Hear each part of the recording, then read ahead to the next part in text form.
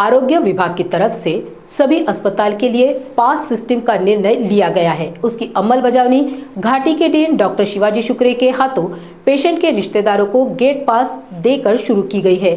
घाटी अस्पताल के उप अधिष्ठाता भारत सोनोने, वैद्यकीय अधीक्षक सुरेश हरबड़े, वैद्यकीय उपाध्यक्ष राजेंद्र अंकुशे, मेट्रन आशा गायकवाड़ कर्मचारी वर्ग मिलकर टीम वर्क से इस पास सिस्टम की अमलबजावनी के लिए काम कर रहे हैं। ऐसी जानकारी घाटी के अधिष्ठाता डॉक्टर शिवाजी शुक्रे इन्होंने मीडिया के माध्यम से दी है।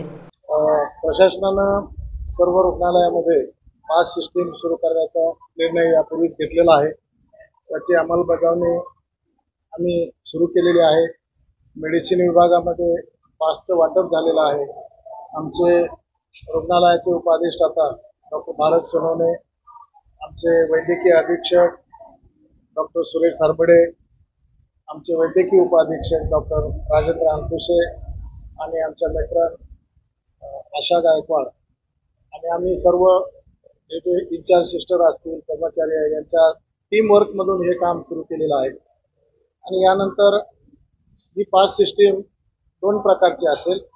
त्यामध्ये एक पास जी लाल रंगाची आहे तर तिच्या पेशंट इमर्जन्सी किंवा सिरियस आहेत तर अशा पेशंट सोबत ती असेल। त्यांच्यासोबत एक रुग्ण जो आहे त्याच्यासोबत एक नातेवाईक 24 तास राहू शकेल। आणि दुसरी पास जी आहे निळ्या रंगाची तर त्या पासचा उपयोग त्या नातेवाईकांना बाहेर जाण्या येण्यासाठी होईल। आणि आम्ही सर्व संभाजीनगर शहरातील नागरिक असतील, रुग्ण असतील, त्यांचे नातेवाईक असेल, त्यांना विनंती करू, नम्र विनंती करू की त्यांनी ही पास सोबत बाळगावी।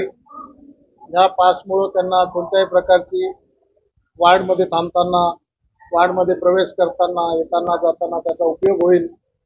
परंतु पास जर त्यांच्याकडे नसेल तर अशा नातेवाईकांना कक्षामध्ये प्रवेश दिला जाणार नाही। केवळ छत्रपती संभाजीनगरच नाही तर यासोबत जिल्ह्यातील ग्रामीण भागातून येणारे रुग्ण असतील, त्यांचे नातेवाईक आहे, बुलढाणा, जळगाव, त्याचप्रमाणे खान्देश, नगर या जिल्ह्यातून सुद्धा रुग्ण आपल्याकडे येतात। त्यामुळे माझी सर्वांना विनंती राहील की त्यांनी या पासचा सिस्टीमचा वापर करावा। पास पेशंटला सुट्टी झाल्यानंतर, डिस्चार्ज झाल्यानंतर परत जाताना ती वार्डमध्ये जमा करावी। पास जर हरवली तर त्याच्यासाठी 200 रुपये प्रशासनानं दंड आकारण्याचं ठरवलं आहे, जेणेकरून या पासचा उपयोग योग्य पद्धतीने केला जाईल।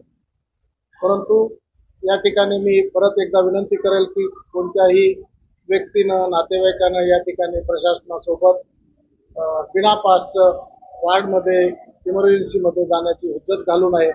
जेणेकरून याचा उद्देश फक्त रुग्णांना चांगली रुग्णसेवा देणे, डॉक्टरांना राऊंड घेताना रुग्णांच्या नातेवाईकाचा त्रास होणार नाही, या दृष्टीनं आमचा प्रयत्न आहे। आणि हा प्रामाणिक प्रयत्न असून पास सिस्टीम मात्र सक्तीनं राबवल्या जाईल। त्याच्यामध्ये कुठलीही हयगय केली जाणार नाही।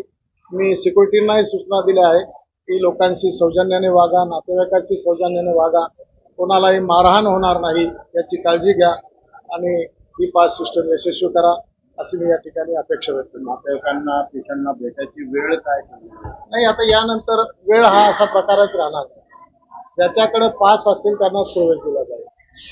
अपवादात्मक परिस्थितीमध्ये काही जास्त लोकांना जर पाठवावं लागलं तर त्यांना सुद्धा जास्त पासेस दिल्या जातील। जसं कोणाचा मृत्यू झाला तर त्याची बॉडी शिफ्ट करायची असते, अशा वेळेस आवश्यकतेनुसार 4-5 जे काही पास असतील, एखादा पेशंट अत्यंत गंभीर असेल तर त्यालाही तात्पुरत्या स्वरूपामध्ये जास्त पासेस देऊन त्यांनाही प्रवेश दिला जाईल। परंतु एकदा पेशंट ऍडमिट झाला, त्याच्यावर उपचार सुरू झाले, पेशंट स्थिर झाला तर त्यांना परत बाहेर जावं लागेल। ओपीडीची वेळ वाढलेली आहे। ओपीडीचं आपण काय केलेलं आहे की सर्व रुग्णांची सकाळची जी वेळ होती 8:30 ते 12:30 किंवा शेवटचा रुग्ण तपासेपर्यंत आपण त्यांना बघायचे। परंतु आता प्रशासनाने निर्णय घेतला की जे काही पेशंट ग्रामीण भागातून येतात त्यांना उशीर होतो यायला, मग त्यांना तपासलं नाही तर परत पाठवावं लागतं। काही पेशंट डायरेक्ट अपघात विभागात जायचे, त्यामुळं अपघात विभागामध्ये येणारे इमर्जन्सी पेशंट असतील तर त्यांना जास्त वेळ देता यावा, त्या ठिकाणी गर्दी होऊ नये म्हणून अशा रुग्णांना सुद्धा ओपीडी मध्ये दुपारी 3 ते 5 या वेळेमध्ये तपासल्या जाईल।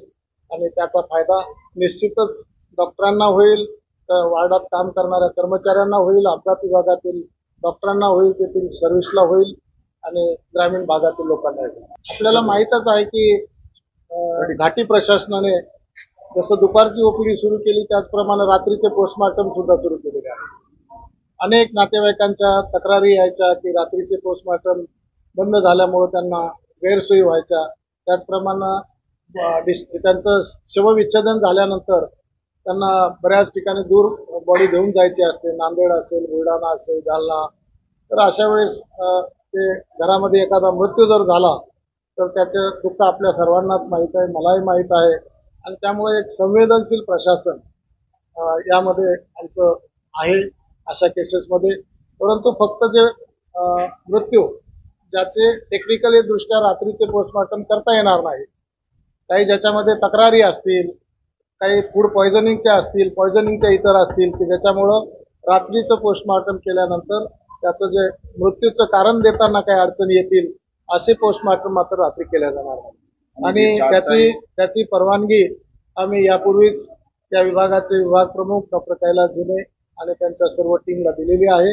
आणि ते अत्यंत चांगला विभाग आहे, अत्यंत प्रामाणिक काम करणारा विभाग आहे. त्यामुळं त्या ठिकाणी गैरसोय होणार नाही याची काळजी प्रशासन घेत आहे. डिस्चार्जही आपण संध्याकाळचा बंद केलं. हो, आपण रात्री साधारणतः एक 6 नंतर बाहेरच्या रुग्णांना कुठलाही डिस्चार्ज देऊ नये आणि शहरातील जरी असतील तर त्यांनाही रात्री 8 नंतर डिस्चार्ज दिला जाणार नाहीत. तशा सूचना कॉलेज कौन्सिलच्या मीटिंगमध्ये सर्व विभाग प्रमुख, पथक प्रमुख आणि प्रशासनाला दिलेल्या आहेत.